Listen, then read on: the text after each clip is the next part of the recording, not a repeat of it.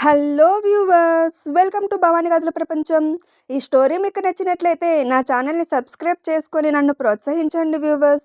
Update కింద hype option కనిపిస్తే తప్పకుండా నా అప్డేట్‌కి హైప్ పాయింట్స్ ఇచ్చి నన్ను ఎంకరేజ్ చేయండి వ్యూవర్స్. సరే, ఇక కథలోకి వెళ్ళిపోదాం. బాస్‌తో ఒకరోజు 33వ భాగం. సుందరమ్మకు ఒక కొడుకు ఉన్నాడు. పెళ్లి అయ్యాక భార్యతో వేరు వెళ్ళిపోయాడు. సుందరమ్మ భర్త 50 ఏళ్ల వెంకటాచలం దుబాయ్‌లో ఒక కంపెనీలో అడ్మినిస్ట్రేషన్ విభాగంలో 5 సంవత్సరాలు పనిచేసి కాలపరిమితి ముగిసిందని తిరిగి వచ్చేశాడు. ఆ పనిలో అతనికి చాలా అనుభవం ఉంది. భర్త ఒక రకంగా, కొడుకు ఒక రకంగా దూరంగా వెళ్ళడంతో ఇక్కడ ఎవరితోడూ లేని ఆమె ఒంటరిగా ఉండడానికి నచ్చక పెళ్లికి ముందే సత్య బాగోగులు చూసుకోవడానికి పనిలోకి చేరింది. సత్య చెప్పడం వల్లే ఇప్పుడు నిత్య శ్రీరాజులతో ఉంటుంది. ఫోన్ మాట్లాడుతూ సెల్లార్లోకి వచ్చిన శ్రీరాజ్ సుందరమ్మను ఆమె భర్తను పలుకరించి, "నువ్వు పైకి వెళ్ళు సుందరమ్మ" అని చెప్పి వెంకటాచలంని వెంట పెట్టుకొని హాస్పిటల్ దగ్గరకు వెళ్ళాడు.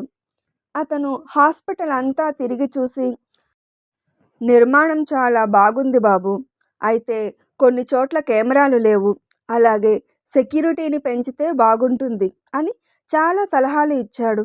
అతని క్వాలిఫికేషన్ తెలుసు కాబట్టే అతను ఇక్కడి బాధ్యతలు తీసుకుంటే బాగుంటుందనే ఉద్దేశంతోనే అన్నిసార్లు ఇతన్ని ఇక్కడికి రమ్మనమని సుందరమ్మకు చెప్పాడు శ్రీరాజ్.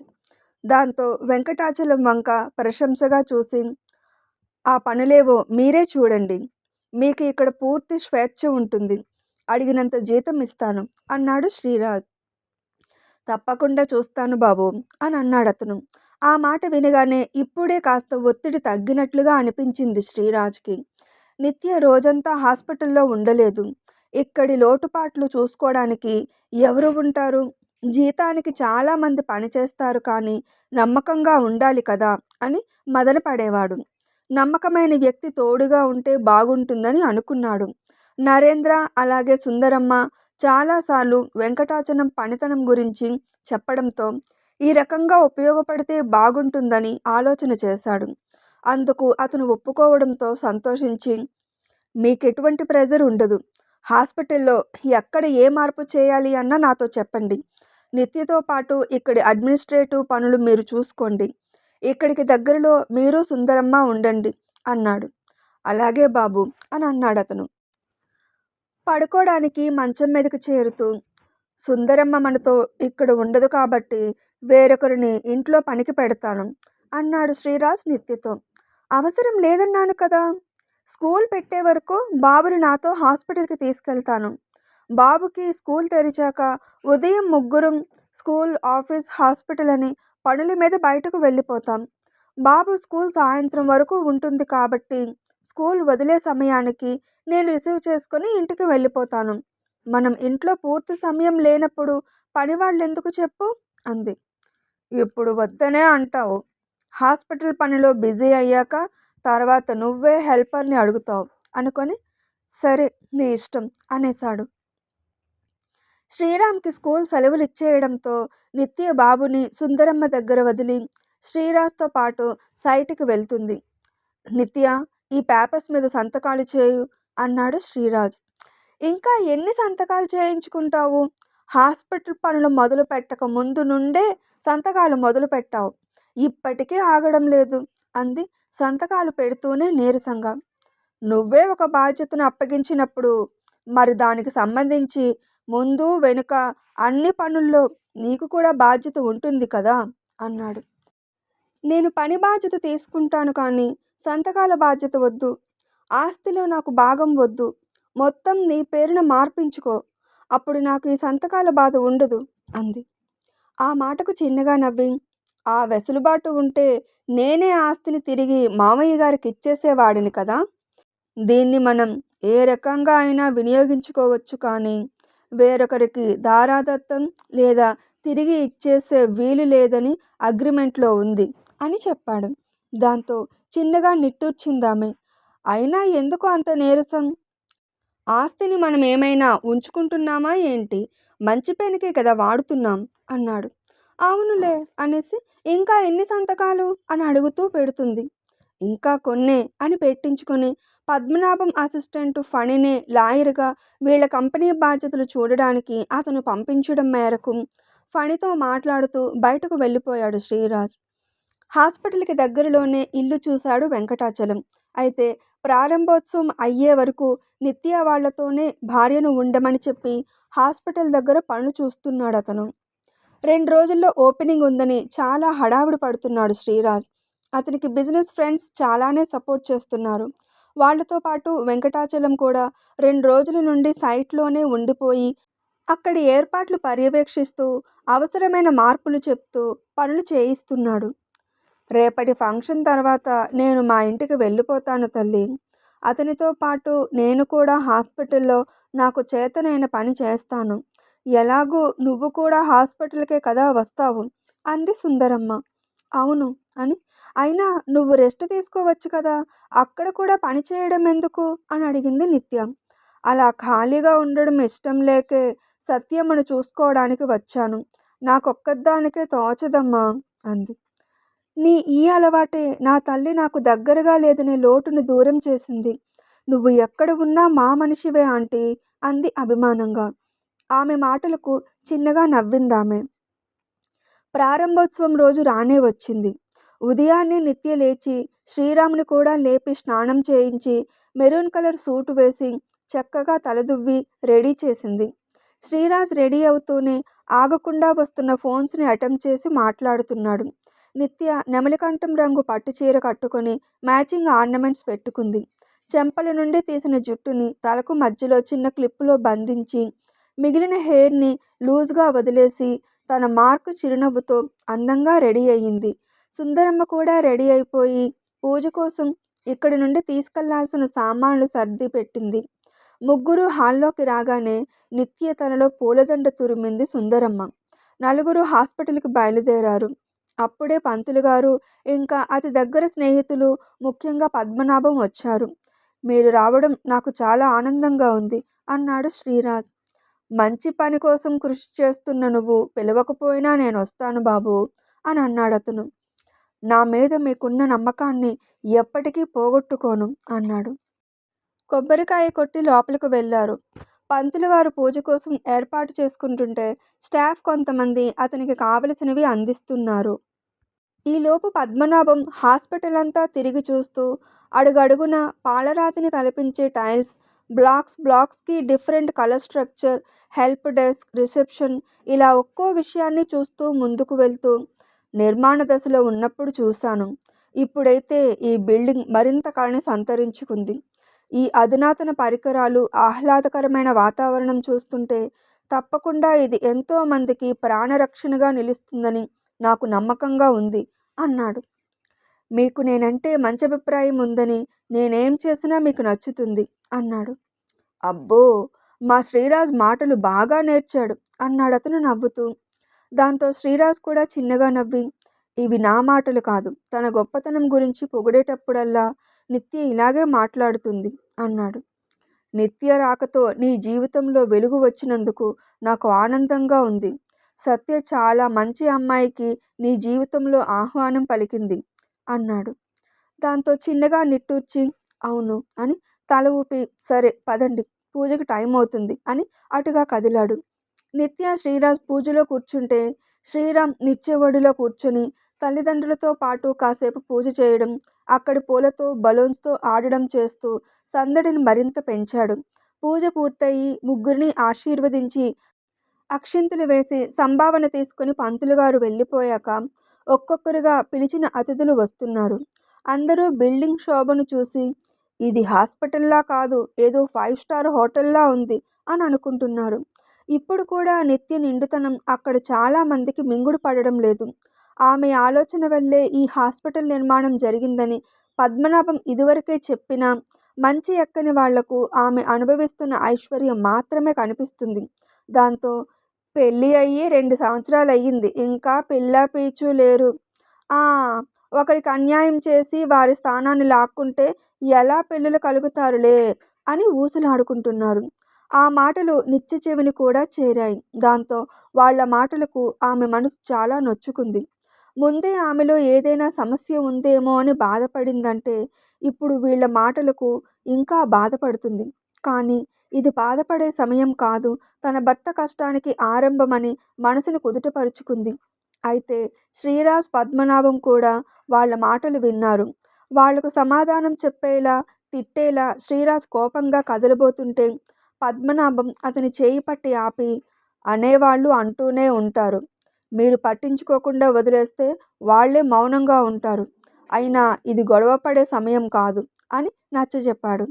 దాంతో అతి కష్టంగా ఆవేశాన్ని తగ్గించుకొని అలాగే అన్నట్లుగా చూసి నిత్య దగ్గరకు వచ్చి, ఎందుకలా ఉన్నావు అని అడిగాడు. నేను బాగానే ఉన్నాను. ముందు నువ్వు వెళ్ళి గెస్ట్లను రిసీవ్ చేసుకో అంది. ఆమె చేయి పట్టి పక్కకు తీసుకెళ్ళి, నీకు నువ్వుగా ప్లానులు వేసి మోసం చేసి నా జీవితంలోకి వచ్చావా అని అడిగాడు.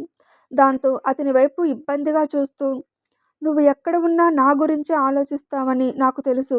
వాళ్ళ మాటలు విన్నావని అర్థమైంది. మీ వాళ్ళ మాటలకు నేనేం బాధపడడం లేదు. నిజంగా నేను ఈ క్షణాలను ఆస్వాదిస్తున్నాను అంది. నిజానిజాలు తెలుసుకోకుండా ఎవరో ఏదో అంటే బాధపడాల్సిన అవసరం నీకు లేదు. నువ్వెవరినీ మోసం చేయలేదు. నీకు నువ్వుగా నా జీవితంలోకి రాలేదు. సత్య తనకు తానుగా నిన్ను నా జీవితంలోకి ఆహ్వానం పలికింది. నువ్వు కన్సీవ్ కాకపోవడానికి వాళ్ళ కారణాలు నిజం కాదు. ఎంత చెప్పినా నీ బాధ తగ్గలేదు అంటే ఈ హడావిడి ముగిసిపోతే మనం డాక్టర్ దగ్గరకు వెళ్దాం అన్నాడు. ఆ అవసరం లేదు శ్రీ. అలా చేస్తే నిజంగానే నేను తప్పు చేసినట్లే అవుతుంది. వాళ్ళ మాటలకు ఒక క్షణం బాధపడిన మాట నిజమే, కానీ అందులో నిజం లేదని నాకు తెలుసు కదా. నేను నీ జీవితంలోకి వచ్చిందే సత్య వల్ల అయినప్పుడు నేనెలా ఆమెకు అన్యాయం చేస్తాను చెప్పు అని తిరిగి ప్రశ్నించింది. గుడ్, ఇలాగే నువ్వుండు. ఏ పిచ్చి ఆలోచనలను మనసులోకి రానివ్వకు. ఎవరి మాటలను మనసుకు చేర్చుకోకు. నలుగురికి హాస్పిటల్ గురించి తెలుస్తుందని అందరినీ పిలిచాను. కానీ ఇకపై మన ఏ వేడుకకు నేను ఎవరిని పిలవను. బాధలో ఉన్న వాళ్లకు ధైర్యం చెబుతున్నట్లు చేయిని అందించలేరు, కానీ మనసులు విరిచేలా మాట్లాడడంలో అందరూ ముందుంటారు అన్నాడు. నేనిప్పుడు బాగానే ఉన్నాను. ముందు నువ్వు వెళ్ళి పని చూడు అని అతన్ని పంపేసింది. అలా మంచి చెడుల మాటల మధ్యలో ప్రారంభోత్సవం ఘనంగా జరిగింది. ఇదివరకు చేసిన మెడికల్ క్యాంపెయినింగ్స్లో ఆరోగ్య సమస్యలు ఉన్నాయని గుర్తించిన పేషెంట్స్ని రేపటికల్లా తీసుకురమ్మని, ఆ రోజే మెడికల్ క్యాంపెయినింగ్ కోసం కూడా శ్రీరాజ్ సిబ్బందిని పంపించాడు. దాంతో రేపటి రోజున హాస్పిటల్లో హడావిడి పెరుగుతుందని దానికి తగ్గ ఏర్పాట్లు చేయడంలో బిజీగా ఉన్నాడు.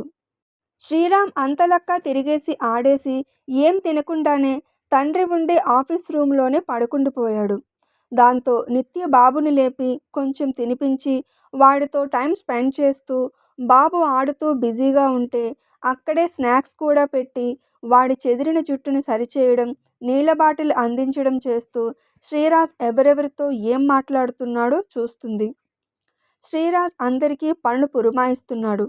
నాకు ఆలస్యం అవుతుంది, మీరిద్దరూ ఇంటికి వెళ్ళండి అనడంతో రాత్రి 9 అవుతుండగా ఇంటికి చేరుకున్నారు తల్లి కొడుకులు. అప్పటికి శ్రీరామ్ పడుకుండిపోయాడు. అయినా కూడా బాబు బట్టలను మార్చి సరిగా పడుకోబెట్టి ఆమెకు కూడా అలసటగా ఉండడంతో స్నానం చేసి వచ్చి హాల్లో కూర్చుంది నిత్య. రాత్రి 1 గంట అవుతుండగా శ్రీరాజ్ ఇంటికి వచ్చాడు. వస్తూనే అతను నిత్యను హత్తుకొని, నాకు చాలా చాలా ఆనందంగా ఉంది తెలుసా. అనుకున్న పనిని పూర్తి చేశాను. ఇక ఇప్పుడు దీన్ని సమర్థవంతంగా ముందుకు నడిపించడమే మిగిలి ఉంది. నా ప్రతి అడుగులో నీ సహకారం నాకెంతో ఊరటనిచ్చింది అన్నాడు. అతని వెన్ను నిమురుతూ, నువ్వు హ్యాపీ కదా అని అడిగింది. దాంతో ఆమె నుండి వేరుపడి ఆర్తిగా ఆమె పెదవులను అందుకొని విడిపోయి, చాలా చాలా హ్యాపీ అని. నువ్వు ఇంకా బంధువుల మాటల గురించే బాధపడుతున్నావా అని అడిగాడు. అవి అప్పుడే వదిలేశాను అంది. గుడ్ అని ఆమె పెదవులను మరోసారి అందుకొని వదిలి, సరే, నాకు ఆకలిగా లేదు, నేను ఫ్రెష్ అయి పడుకుంటాను. బాగా అలసిపోయి ఉన్నావు కదా, నువ్వు కూడా వెళ్ళి పడుకో అనేసి వాష్రూంలోకి వెళ్ళాడు. అతను ఫ్రెష్ అయి గదిలోకి వచ్చేసరికి ఆమె ఫుడ్ ప్లేట్ తీసుకుని గదిలోకి వచ్చింది. నువ్వు ఇంకా తినలేదా? ఇలా చేస్తే నీ ఆరోగ్యం ఏమవ్వాలి అని సుతారంగా తిట్టాడు. ఇది నా కోసం మాత్రమే కాదు, నీకోసం కూడా. పని ఒత్తిడిలో నువ్వు మధ్యాహ్నం కూడా తినలేదు. ఇప్పుడు కూడా తినకపోతే ఎలా చెప్పు అని అతని చేయి పట్టుకొని సోఫాలో కూర్చోబెట్టి అతని నోటికి ముద్దను అందించింది. ప్రతి క్షణం అతని కోసం ఆలోచిస్తున్న ఆమె వంక ఇష్టంగా చూసి ఆమె చేతి గోరుముద్దలు తింటూ అతని చేతితో ఆమెకు తినిపించాడు. ఇద్దరూ తినడం అయిపోయాక ఆమె పాత్రలు శుభ్రం చేయబోతుంటే ఆమెని చేతుల్లోకెత్తుకొని బాబు పక్కన చారబరిచి, ఉదయం నుండి నువ్వు కూడా అలసిపోయావు కదా, ఇక విశ్రాంతి తీసుకో అని చెప్పి ఆమె నుదుటిని చుంబించి అతను తన స్థానంలో చారబడి కళ్ళు మూసుకున్నాడు.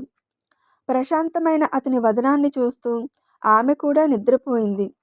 ముఖ్యమైన మీటింగ్ ఉందని శ్రీరాజ్ ఆఫీస్కి వెళ్ళిపోతే నిత్య నిమ్మపండు రంగు చీర కట్టుకుని బాబుని తీసుకుని హాస్పిటల్కి వచ్చి వాడిని ఆమె ఉండే ఆఫీస్ గదిలోనే ఆడుకోమని కావలసిన బొమ్మలు స్నాక్స్ ఇచ్చి కుదురుగా ఒక చోట కూర్చోబెట్టి అన్ని కెమెరా వ్యూస్ చూస్తుంది. మరునాడు నిజంగానే హాస్పిటల్ జనంతో నిండిపోయింది. మెడికల్ క్యాంపెయినింగ్ వల్ల చాలామంది వచ్చారు. వాళ్ళలో చాలామంది పేదవాళ్లే ఉన్నారు. ఇదివరకే క్యాన్సర్ టెస్టులు చేసి ఏ దశలో ఉందో తెలుసుకుని ఎటువంటి వైద్యం అందించాలో ముందే ప్రణాళిక పెట్టుకోవడంతో వ్యానుల్లో ఆ రోగులను తీసుకొచ్చారు. వాళ్ళు అధునాతన భవంతిలా ఉన్న ఈ హాస్పిటల్ని చూసి, ఇది ఆసుపత్రా, ఇక్కడ చికిత్స చేస్తారా అని ముఖాలు చూసుకొని అనుమానం పడుతుంటే ఓర్పుగా వాళ్ళతో మాట్లాడి అడ్మిట్ చేయించుకొని మరికొన్ని పరీక్షలు చేసి చికిత్స మొదలుపెట్టారు. హాస్పిటల్ అంటే ఎలా ఉంటుందో, ఎలా చికిత్స చేస్తారో అని మొదట్లో కంగారు పడ్డా ఫ్రెండ్లీ నేచర్లా మాట్లాడుతూ సేవలు అందిస్తుంటే పేషెంట్స్లో భయం దూరమై ముఖంలో చిరునవ్వులు కదలాడుతున్నాయి. రాత్రి శ్రీరాజ్ ఇంటికి వచ్చి ఫ్రెష్ అయ్యాక అందరి ముఖాల్లో ఆనందం చూస్తే ఎంత సంతోషం కలిగిందో తెలుసా అంది నిత్య శ్రీరాజుని చుట్టుకొని. ఆమెను తన నుండి విడదీసి నుదుటిని ముద్దాడి, ఇలాంటి సంతోషాలను చవిచూడాలనే కదా ఈ ప్రతిపాదన పెట్టావు అన్నాడు. ఆలోచన నాదే అయినా చేసి చూపించిందైతే నువ్వే కదా.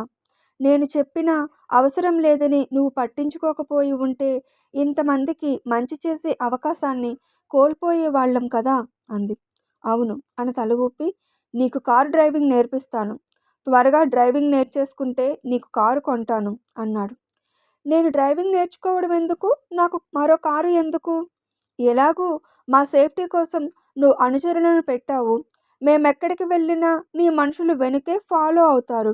అదేదో వాళ్ళ వెహికల్లోనే వెళ్తే అన్నీ కలిసి వస్తాయి కదా అంది. మామూలు దానివి కాదు నువ్వు. డబ్బు ఆదా ఎలా చేయాలో ఎవరైనా నిన్ను చూసి నేర్చుకోవాలి. బాగా ముద్దొచ్చేస్తున్నావు, కాస్త ముద్దు చేయని అన్నాడు ఆమెను చుట్టుకుంటూ. అతని అల్లరి మాటలకు నవ్వుకుంటూ, నీ వేషాలు నాకు తెలుసు, మర్యాదగా వెళ్ళి పడుకో, నాకు ఉదయం స్టాఫ్తో మీటింగ్ ఉంది అంది. అబ్బో, అప్పుడే మీటింగ్స్ వరకు వెళ్ళిందా కదా అన్నాడు. లేకపోతే మనం రూల్స్ పెట్టినా అందరూ ఫాలో అయ్యేలా చేయాలి అంటే, ఎవరికి ఏ డిస్టర్బెన్స్ లేకుండా చూడాలి అంటే మీటింగ్స్ పెట్టే తీరాలి కదా. వెంకటాచలం అంకుల్ చాలా సపోర్టివ్గా ఉన్నారు. ఆయన సలహా మేరకే మీటింగ్ పెడుతున్నాను అంది. వర్క్లో బిజీ అయ్యావని నన్ను పట్టించుకోకపోతే ఊరుకుంటానా అంటూ ఆమెను చేతుల్లోకి ఎత్తుకుని బెడ్ మీద దించాడు. అతను వినడని తెలిసినా ఏడిపించాలని, నీ అల్లరి కొంచెం తగ్గించుకుంటే మంచిది అంది. తగ్గేదే లే అంటూ ఆమె మీద చిలిపిదాడి మొదలుపెట్టాడు. ఆగు, నేను చెప్పేది విను అని ఆమె అంటుంటే, ఫంక్షన్ కోసం హడావిడి పడుతూ నీకు చాలా రోజులు రెస్ట్ ఇచ్చాను, ఇక విరామాలు లేవు, అన్నీ విజృంభణలే అంటూ ఆమె మోముని మెడవంపులను ముద్దుల్లో ముంచెత్తుతూ అడ్డులను తప్పించి ఆమె అణువణువును చేతి మునివేళ్లతో పెదవుల స్పర్శతో తాకుతూ ఇష్టంగా ఆమెలోకి చేరిపోయాడు. ఇంకా ఉంది. హాస్పిటల్ అయితే ఓపెన్ అయిపోయింది. సవ్యంగా నడుస్తుందో లేదో, తర్వాత ఏం జరుగుతుందో తదుపరి భాగంలో విని తెలుసుకుందాం. స్టోరీ నచ్చితే కామెంట్ చేసి అప్డేట్కి లైక్ కొట్టి షేర్ చేయండి వ్యూవర్స్. అప్పుడే నా స్టోరీ ఎక్కువ మందికి చేరుతుంది. అలాగే అప్డేట్ వింటున్న అందరూ నా ఛానల్ని సబ్స్క్రైబ్ చేసుకొని నన్ను ప్రోత్సహించండి వ్యూవర్స్. అప్డేట్ కింద హైప్ ఆప్షన్ కనిపిస్తే తప్పకుండా నా అప్డేట్కి హై పాయింట్స్ ఇచ్చి నన్ను ఎంకరేజ్ చేయండి వ్యూవర్స్. సరే, మరో స్టోరీ అప్డేట్తో మళ్ళీ మీ ముందుకు వస్తాను. అప్పటి వరకు సెలవు. Thanks for watching my videos.